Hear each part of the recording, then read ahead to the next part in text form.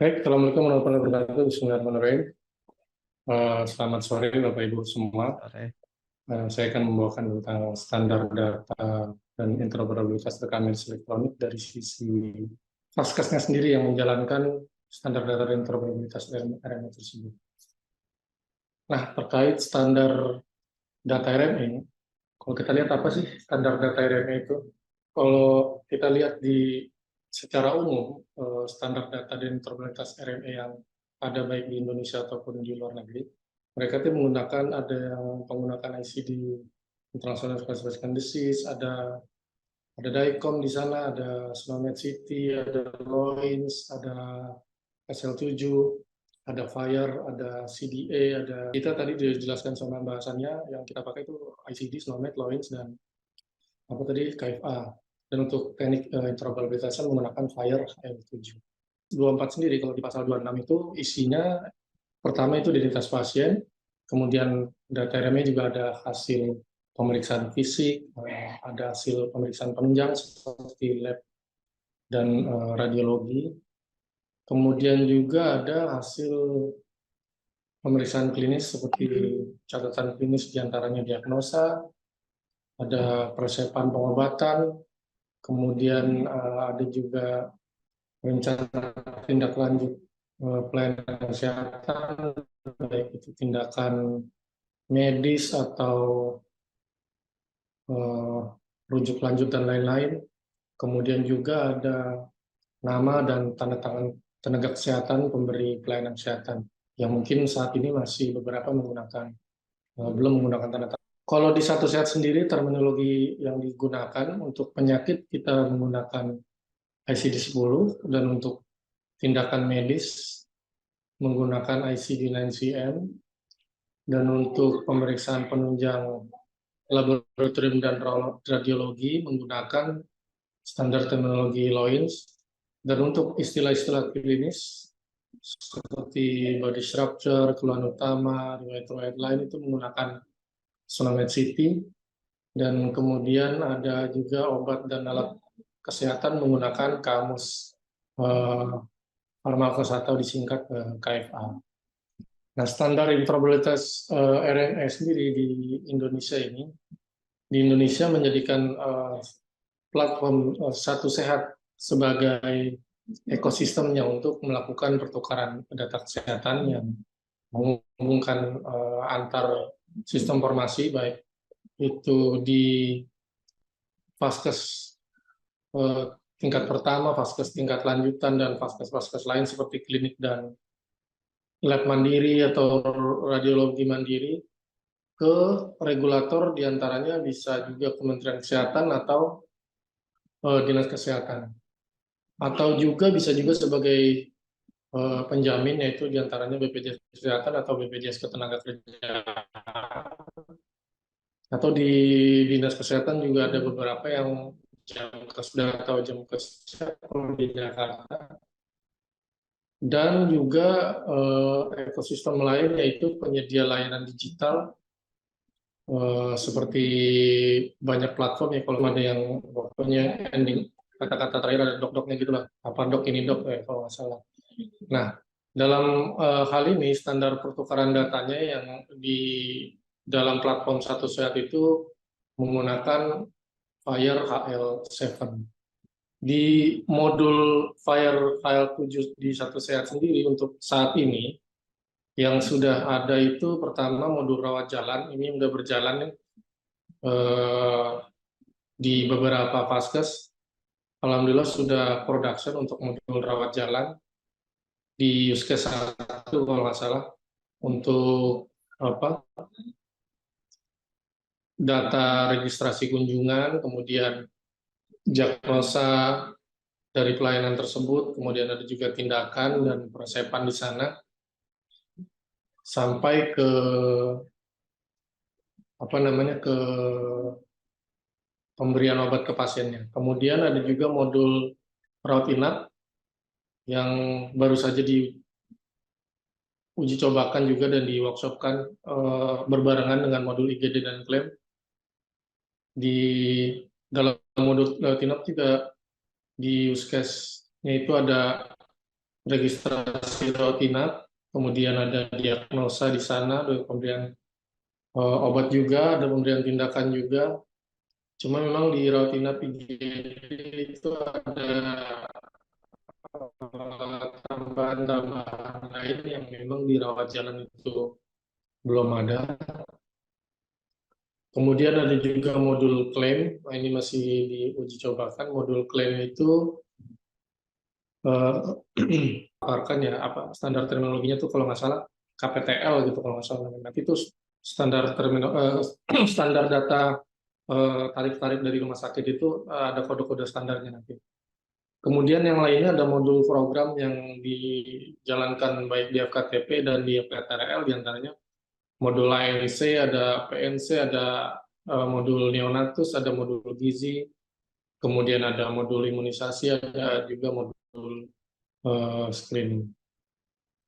Untuk use case rawat jalan sendiri, prosesnya itu pertama pasien melakukan pendaftaran, di input pendaftaran pasiennya, masuk ke dalam encounter, statusnya biasanya masih arrive tuh, baru datang, kedatangan. Kemudian pendataan kunjungan, setelah didata kunjungannya, baru diinput diagnosisnya. Dari encounter itu mengeluarkan condition nanti yang di akhir encounter pada saat finish dimasukkan conditionnya. Condition itu pemberian diagnosis pada platform Satu Sehat melalui Fire Health 7. Dan di dalam encounter tersebut juga dilengkapi dengan dokter pemeriksa, kalau di Fire-nya nama practitioner, kemudian identitas rumah sakit atau organization, dan juga ada tujuan atau ruangan dari yang memberikan layanan di Fire-nya diberikan nama location. Ini use case rawat jalan yang berjalan untuk use case 1. Selanjutnya sebenarnya masih ada sampai ke pemberian tindakan dan pemberian obat. Berikutnya untuk yang rawat inap, di dalam encounter-nya itu kalau di rawat inap lebih kompleks dibanding apa namanya yang yang rawat jalan tadi, karena selain data seperti data registrasi, kemudian practitioner, organization, dan location, di data encounter-nya juga ada data service request atau bisa dibilang rujukan dari layanan sebelumnya, bisa dari IGD atau rawat jalan. Kemudian di dalam anamnesisnya, condition-nya itu bukan condition berupa diagnosis, tapi berupa keluhan utama yang pengkodaannya itu menggunakan SNOMED City. Kalau untuk diagnosis condition-nya itu menggunakan ICD-10, makanya ada perbedaan di sini. Untuk hasil pemeriksaan fisik juga menggunakan, kalau di Fire Health 7-nya namanya observation, dan pemberian observasi tetap observation namanya. Hasil observasinya juga dilaporkan ke dalam satu encounter itu dengan resource observation juga. Kemudian di sana juga ada prognosis, resource-nya di Fire itu namanya clinical impression.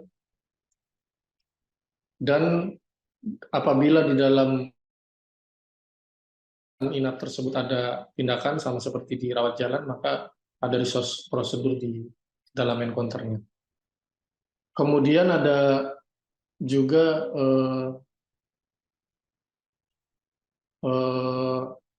apa namanya use case yang berikutnya. Di sini hampir sama dengan yang tadi, perbedaannya mungkin di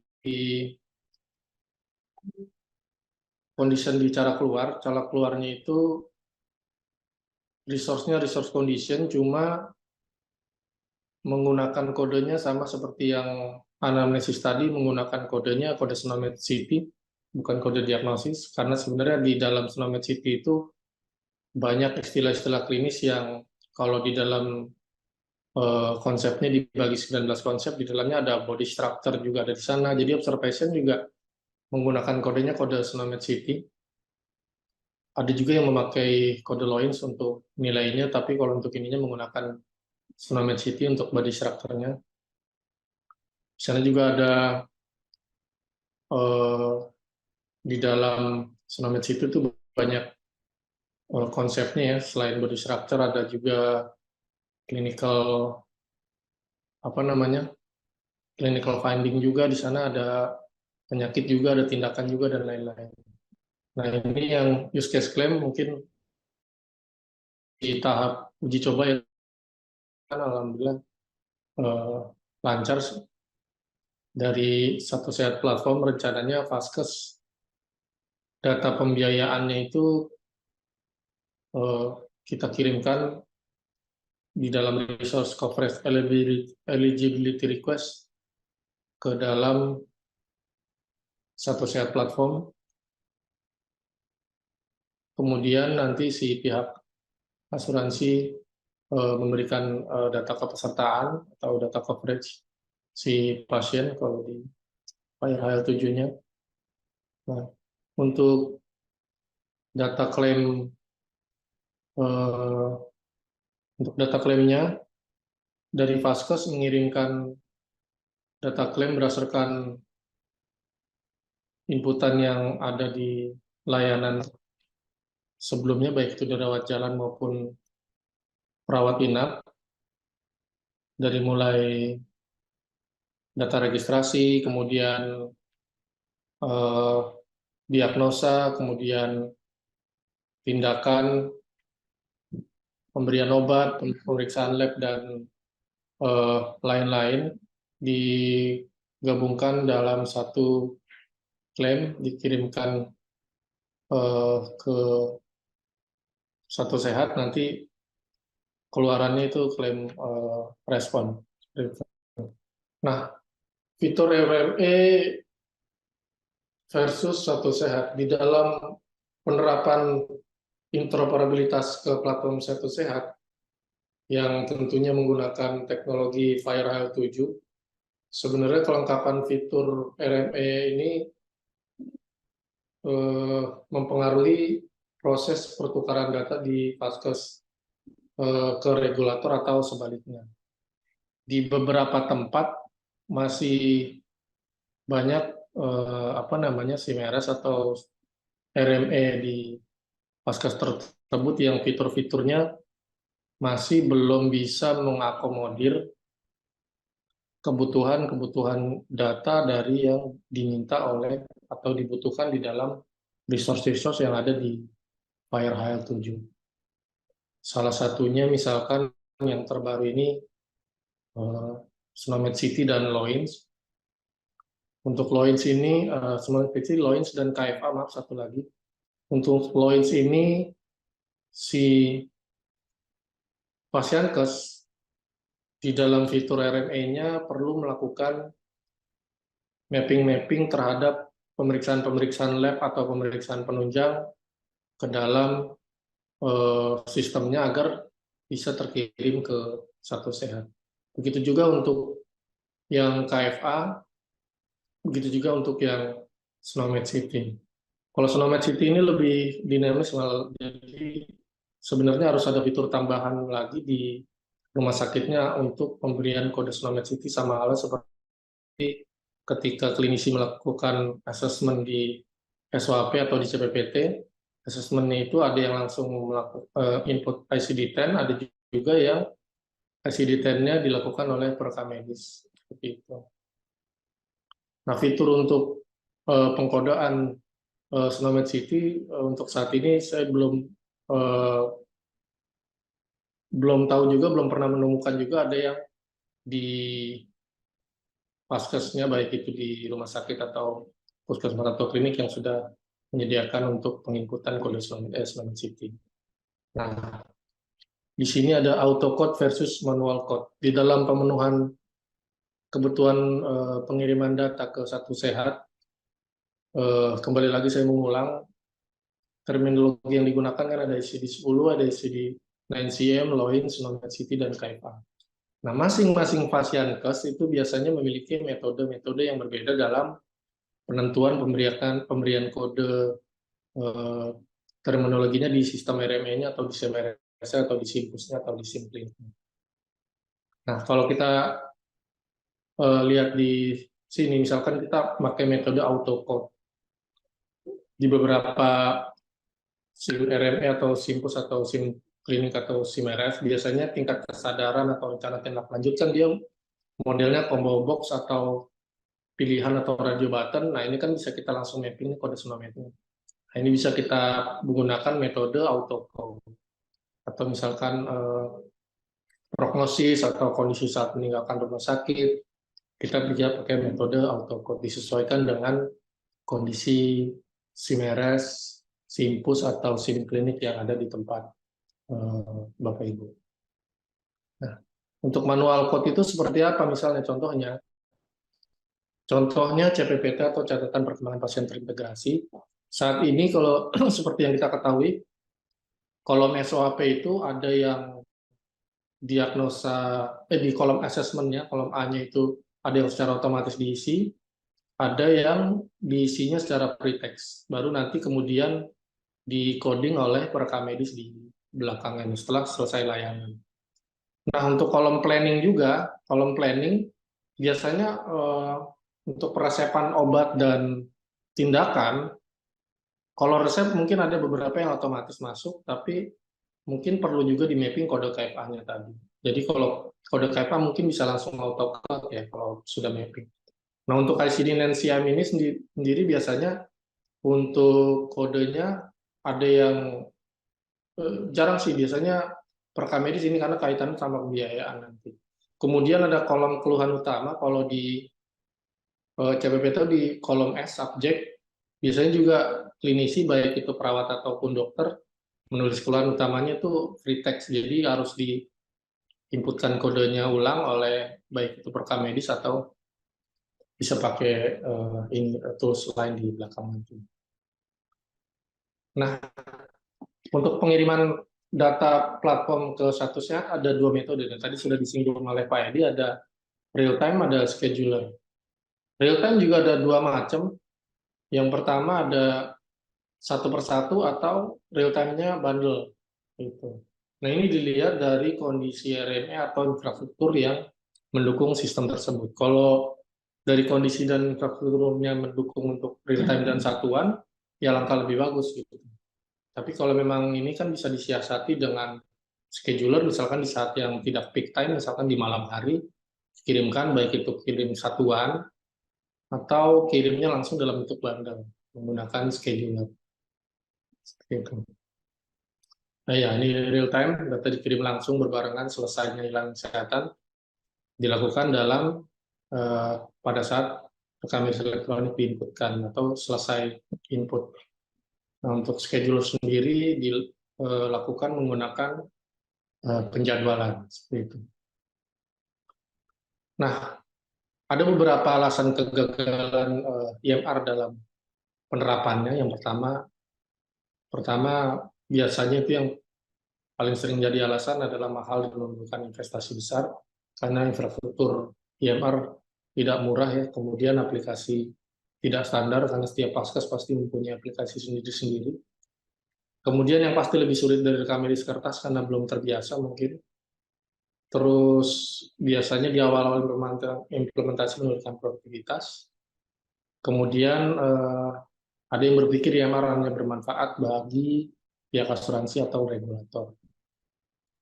Nah, sebenarnya ada 10 langkah perubahan, bisa memanage ekspektasi atau merekrut tim champion seperti yang dilakukan oleh Kementerian Kesehatan, atau memberikan training-training atau pelatihan-pelatihan untuk peningkatan kompetensi agar IMR bisa berjalan, atau mengadop sistem-sistem baru, memberikan waktu agar kita bisa memberikan waktu agar bisa menerima sistem yang lebih baru. Ya, konklusinya, jadi pedoman dan spesifikasi teknis ditetapkan untuk memastikan bahwa rekam medis elektronik dapat digunakan dan dibagikan dengan efektif berbagai sistem yang berbeda. kemudian sumber daya yang ada di podcast mempengaruhi metode yang akan dilakukan.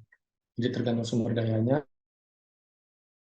Yang sudah habis, pada pepatah Arab, manjada wajada, barang siapa yang bersungguh-sungguh yang akan mencapai tujuannya. Saya ucapkan terima kasih, saya kembalikan ke moderator. Assalamualaikum warahmatullahi wabarakatuh.